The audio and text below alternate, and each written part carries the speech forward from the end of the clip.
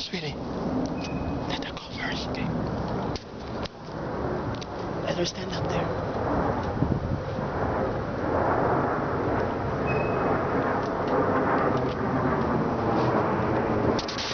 Hi, Ma. Hi. Good morning. Meron akong package na binigay kay Eunice.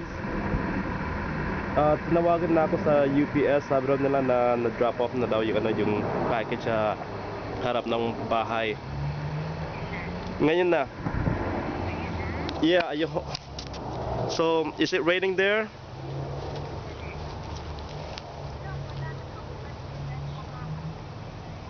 Oh, ewan ko.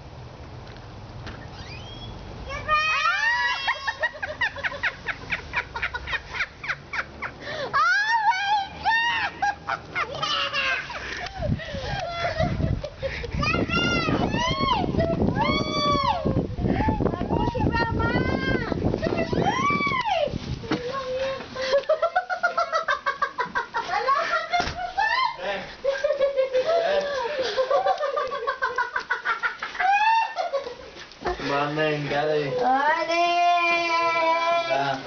Good morning.